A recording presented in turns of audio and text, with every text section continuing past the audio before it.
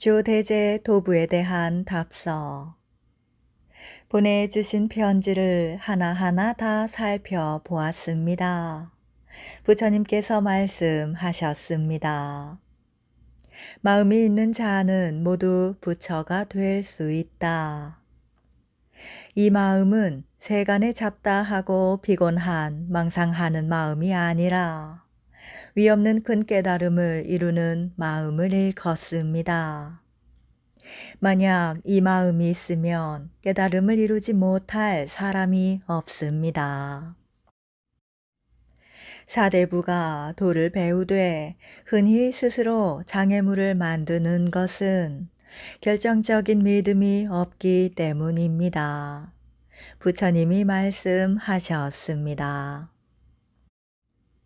믿음은 도의 근원이며 공덕의 어머니이니 모든 선법을 기르고 의심의 그물을 끊고 가래의 흐름을 벗어나게 하여 열반의 위없는 도를 열어 보인다. 또 말씀하셨습니다. 믿음은 지혜의 공덕을 키울 수 있고 믿음은 반드시 열애의 지위에 도달케 할 수 있다. 보내주신 편지에 근기가 둔한 사람이 아직 철저히 깨닫지 못했다면 우선 깨달음의 씨앗을 마음 밭에 심어야 한다고 하셨는데 이 말은 비록 흔한 말이긴 하나 또한 대단히 깊은 뜻을 지니고 있습니다. 단지 긍정하는 마음만 갖추면 속는 일은 결코 없을 것입니다. 요즘 도를 배우는 선비는 흔히 느리게 해야 할 곳에서는 도리어 급하게 하고 급하게 해야 할 곳에서는 도리어 게으름을 부리며 늦춥니다. 방거사가 말하였습니다. 어느 날 문득 독사가 배잔방이 속으로 들어오면 이것이 어떤 때인지 종사에게 한번 물어보아라. 어제의 일도 오늘 오히려 기억하지 못하는데 하물며 전생, 후생으로 멀리 떨어진 일을 어떻게 잊어버리지 않을 수 있겠습니까? 반드시 금생에 밝게 통하도록 하고자 한다면 부처도 의심하지 말고 조사도 의심하지 말고 삶도 의심하지 말고 죽음도 의심하지 말고 모름지기 결정적인 믿음을 가지고 결정적인 뜻을 갖추어 순간순간 머리에 붙은 불을 끄듯이 해야만 합니다. 이와 같이 지속해 가고도 아직 밝게 통하지 못할 때라야 비로소 근기가 둔하다고 말할 수 있을 것입니다. 만약 지금 곧 스스로 생각하기를 나는 둔 근기라서 금생에는 끝마칠 수 없으니 우선 부처의 종자를 심어 인연이나 맺어 놓아야겠다 라고 한다면 이것은 곧 나아가지도 않으면서 도달하기를 바라는 지신이 있을 수 없는 일입니다. 저는 매번 이 도를 믿는 사람들에게 말합니다. 매일 24시간 가운데 수월함을 조금씩 느끼는 것이 바로 불법을 배워서 힘을 얻는 것이다. 스스로 힘을 얻는 것은 남이 알 수가 없으며 또한 집어내어 남에게 보여줄 수도 없습니다. 그러므로 노행자가 도명상좌에게 그대가 만약 자기의 본래 면목을 되돌아본다면 비밀한 뜻은 전부 그대 자신에게 있다. 고 한 말이 바로 이것입니다.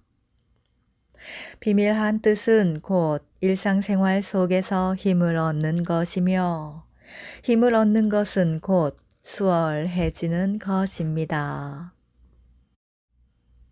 세간에 잡다하고 피곤한 일들을 들었다 놓았다 끝없이 반복하면서 가고, 머물고, 앉고 눕는 평소의 생활 가운데 아직 버리지 못하고 있는 것은 아득한 옛날부터 그것들과 맺은 인연이 깊기 때문입니다. 반면에 반야의 지혜와는 아득한 옛날부터 맺은 인연이 얕기 때문에 잠시 선지식의 말씀을 들어도 이해하기가 하나같이 어렵게만 느껴지는 것입니다. 만약 아득한 옛날부터 세간에 번다한 일들과 맺은 인연이 얕고 반야와 맺은 인연이 깊다면 이해하기에 무슨 어려움이 있겠습니까?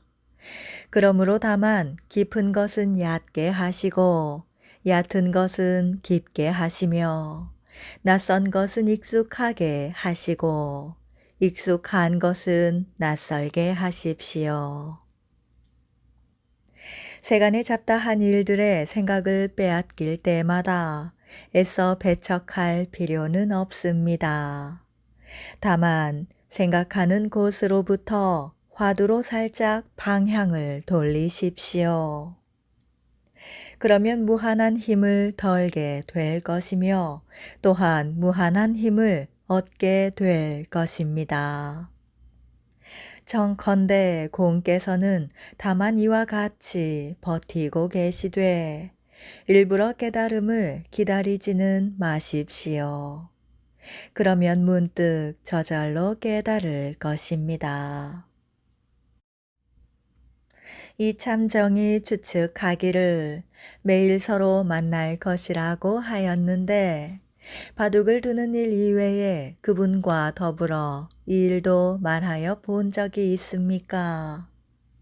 만약 그저 바둑만 두고 이 일을 말한 적이 없다면 다만 흰 돌과 검은 돌이 아직 나누어지지 않은 곳에서 바둑판을 지켜들어 바둑알을 쓸어버리고 도리어 그를 독촉하여 저 한 수를 받아내십시오. 만약 받아내지 못한다면 참으로 근기가 둔한 사람입니다. 일단 이 정도로 말씀드리겠습니다.